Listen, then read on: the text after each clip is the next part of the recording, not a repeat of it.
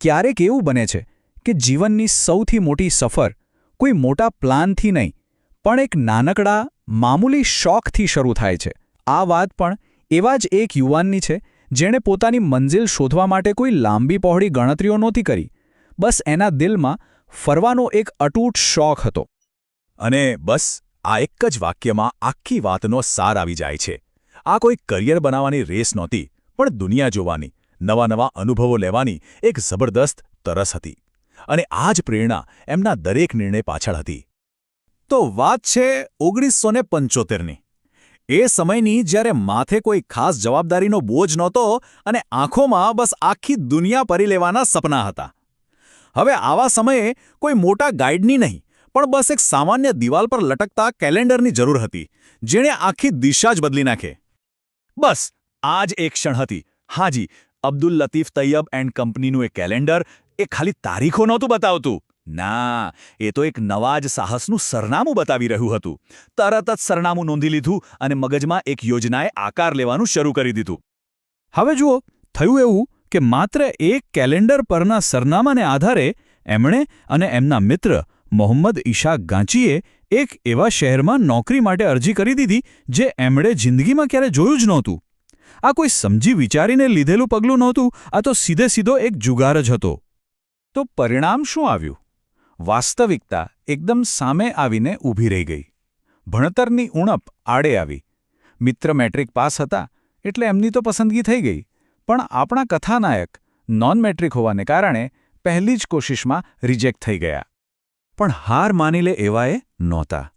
એમણે ફરી એક પત્ર લખ્યો, અને આ કોઈ નોકરીની અરજી નહોતી, પણ દિલથી નીકળેલી એક વિનંતી હતી કે ભાઈ, મારે તો બસ કામ શીખવું છે, અનુભવ લેવો છે, પગારની ચિંતા નથી, હું મફતમાં પણ કામ કરવા તૈયાર છું. અને આ નિખાલસતા, આ જુસ્સો, બસ એ જ કામ કરી ગયો. કંપનીએ કાગળ પરની લાયકાતને બાજુ પર મૂકી અને શબ્દોમાં છલકાતો ઉત્સાહ જોયો.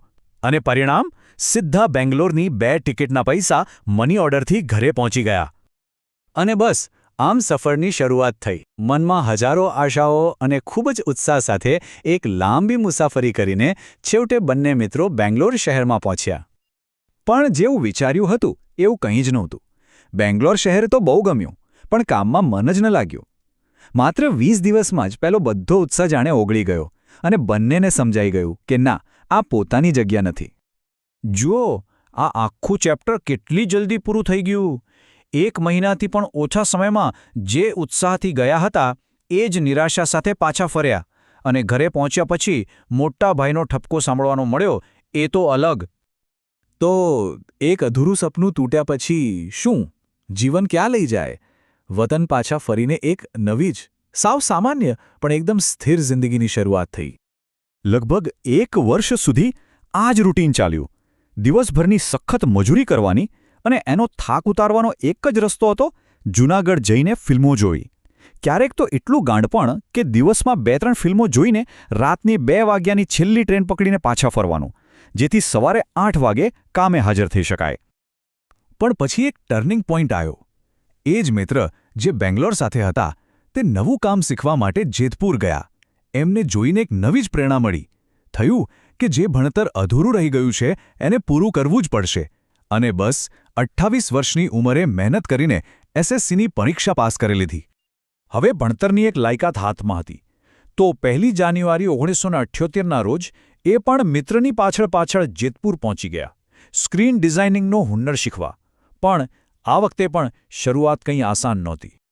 જુઓ, ડીલ કંઈક આવી હતી. 6 મહિના સુધી કામ શીખવાનું, પણ પગાર ₹1 પણ નહીં. હા, રહેવાની સગવડ માલિક તરફથી હતી, પણ જમવાનો ખર્ચ તો ભાઈ પાસેથી જ મંગાવવો પડતો. કહી શકાય કે આ એમના કમિટમેન્ટ અને ધીરજની અસલી પરીક્ષા હતી. અને પછી એ દિવસ આવ્યો જેણે આખી જિંદગી બદલી નાખી. બપોરનો સમય હતો, આખું કારખાનું જમવા માટે ગયું, પણ તેઓ એકલા પોતાની જગ્યા પર જ બેસી રહ્યા. કારણ? ખિસ્સા બિલકુલ ખાલી હતા. જમવા માટે ₹1 પણ નહોતો, પણ ખુદદારી એટલી કે આ વાત કોઈને કહી પણ ન શકાય. એટલામાં જ અચાનક એમના શેઠ દિનુભાઈ પાછા આવ્યા. એમણે પૂછ્યું, કેમ જમવા નથી ગયો? ભૂખ અને શરમ છુપાવવા માટે મોઢામાંથી એક નાનું અમથું જુઠ્ઠાણું નીકળી ગયું. ના ના, હું તો જમી આવ્યો. પણ દિનુભાઈ એમની આંખોમાં રહેલી સચ્ચાઈ વાંચી ગયા હતા. એ સમજી ગયા કે કંઈક તો ગડબડ છે. હવે સવાલ એ હતો કે તેઓ આ પરિસ્થિતિમાં કરશે શું? અને અહીંથી આખી કહાણી એક એવો વળાંક લે છે જે આપણને દયા અને માણસાઈની અસલી તાકાત બતાવે છે. દેનુભાઈએ એક પણ સવાલ જવાબ ન કર્યા. કોઈ ઠપકો નહીં, કોઈ સલાહ સૂચન નહીં, બસ ચૂપચાપ હાથ પકડીને પોતાના ઘરે લઈ ગયા અને એકદમ પ્રેમથી જમાડ્યો. આ માત્ર ભોજન નહોતું, આ તો આત્મસન્માન હતું. અને વાત અહીં જ નથી અટકતી. પેલો 6 મહિનાનો કોન્ટ્રાક્ટ એને તો સાઈડ પર જ મૂકી દીધો અને બીજા જ મહિનાથી 300 રૂપિયાનો ફિક્સ માસિક પગાર ચાલુ કરી દીધો. વિચારો, આ એમના ચારિત્ર અને ઈમાનદારીનું કેટલું મોટું ઇનામ હતું. આ ઘટના આપણને વિચારવા પર મજબૂર કરે છે કે જીવનમાં ક્યારેક કોઈની એક નાનકડી મદદ કે કરુણા કોઈની જિંદગીની દિશા કઈ હદ સુધી બદલી શકે છે. આપણા બધાના જીવનમાં પણ આવી કેટલીય અણધારી ક્ષણો આવતી હોય છે જે આપણો આખો રસ્તો જ નક્કી કરી દે છે, ખરું ને?